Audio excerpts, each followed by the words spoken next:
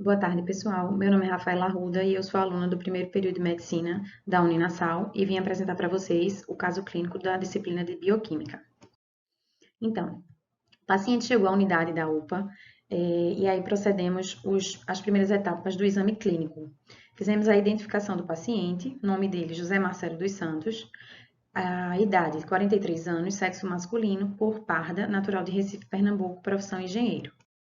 Em relação à queixa principal do paciente, ele estava apresentando dor nas articulações, inchaço nos pés, manchas avermelhadas no corpo e no rosto e urina avermelhada. Em relação à história da doença atual, o paciente relatou que há aproximadamente 2 meses tinha episódios de febre, que sua urina, além de estar com esse aspecto avermelhado, também apresentava-se espumosa e que essas manchas vermelhas, tanto no rosto quanto no corpo, pioravam quando ele se expunha ao sol. Quando realizamos o exame físico do paciente, podemos perceber que ele estava realmente com um quadro de febre, edema principalmente nos membros inferiores, uma placa eritematosa na região do nariz e maçã do rosto, formato de asas de borboleta, e ele estava com também alteração de pressão, estava com pressão arterial alta. Pensamos numa hipótese diagnóstica, que foi o lúpus eritematoso sistêmico. E o que seria o lúpus eritematoso sistêmico? É uma doença inflamatória autoimune crônica que pode afetar múltiplos órgãos e tecidos, como pele, articulações, rins, coração, cérebro, pleura e pericárdio. Em casos mais graves, se não for tratado adequadamente, pode levar o paciente a óbito. É mais frequente em mulheres em idade fértil, entre 20 e 45 anos, na proporção de 9 mulheres para cada um homem. Então, esse paciente era uma exceção à regra. E ela tem uma etiologia, uma causa desconhecida, mas está associada a fatores genéticos, ambientais, hormonais, infecciosos, medicamentosos e radiação ultravioleta. Em relação a alguns dos sintomas e sinais que o lúpus pode apresentar, a gente pode ver aqui na cavidade oral, ele apresenta úlceras orais. Em relação à pele, o rash malar, certo? Cardiovascular, hipertensão, pericardite, miocardite, endocardite, infarto. Em relação aos pulmões, uma pleurite, que é a inflamação da pleura, pneumonite, que é a inflamação do pulmão, embolia pulmonar e hemorragia pulmonar. Também pode apresentar complicações gastrointestinais, como pancreatite, hepatite, isquemia intestinal. Em relação ao sangue, ele pode alterar algumas células do sangue, causando anemia, plaquetas baixas, leucócitos baixos, trombose e vasculite. Em relação a músculos e articulações, ele pode mostrar dor muscular, dor nas articulações e artrite. Em relação aos rins, que é um dos órgãos que mais é afetado, insuficiência renal, sangue na urina e essa urina espumosa. Além disso, queda de cabelo, febre e dor de cabeça.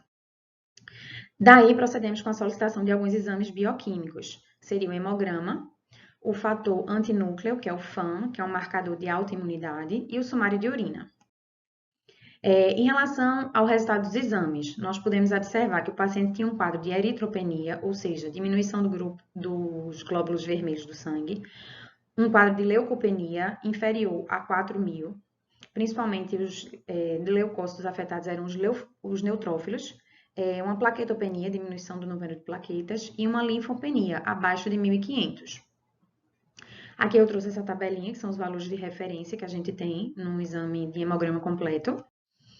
Em relação ao sumário de urina, a gente observou um quadro de proteinúria, que seria a presença de proteínas no sangue, que em relação aos valores de referência, mostra aqui que a proteína ela deve estar ausente, certo?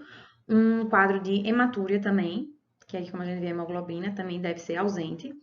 E uma curiosidade que em casos que o paciente apresente 500 miligramas de proteína dia ou presença de cilindros hemáticos no sedimento urinário, é necessário o paciente realizar também uma biópsia renal, porque aí já é um lúpus com comprometimento renal. O paciente já pode estar desenvolvendo um quadro de glomerulonefrite ou então uma síndrome nefrótica. Em relação ao FAM, o que seria o FAM? O resultado deu positivo e o FAM, ele seria o fator antinuclear. Ele, na realidade, ele faz um rastreio de autoanticorpos, que são os anticorpos produzidos pelo sistema imune que atuam contra uma ou mais proteínas do próprio indivíduo que produziu. E o interessante é que esse exame ele pode ser positivo até em pacientes que não tenham nenhuma doença. Então, ele realmente só deve ser solicitado se você já tiver uma possível hipótese diagnóstica e você tenha correlacionado dados do exame físico e alguns exames bioquímicos. E aqui tem um quadro explicativo que ele diz que o FAM pode ser positivo. Aí, quando você tem uma sugestão de doença, você deve realmente ampliar essa investigação e pedir determinados marcadores de anticorpos. E caso você não tenha, ele pode ser um resultado positivo, porém os resultados, o padrão seria pontilhado fino denso e pontilhado fino. E aqui a baixa probabilidade de existir uma doença autoimune no paciente. Então, realmente só deve ser pedido quando o paciente já tem uma hipótese diagnóstica de alguma doença autoimune. Importante salientar que não existe nenhum teste específico para o diagnóstico de lúpus eritematoso sistêmico, mas sim uma associação entre o exame físico e testes bioquímicos. Em relação ao tratamento do lúpus, não há cura, certo? Apenas controle dos sintomas. O paciente ele deve evitar a exposição solar e, quando se expor, usar protetor solar. Uso de corticoide e imunossupressores, ou por via oral ou pulsoterapia. E deve realizar visitas periódicas ao reumatologista, porque esse médico ele deve fazer o controle através desses exames bioquímicos, assim como o exame físico do paciente.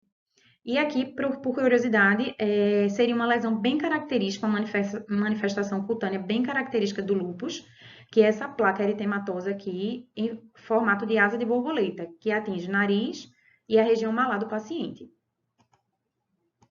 E é isso, pessoal. Obrigada e até a próxima.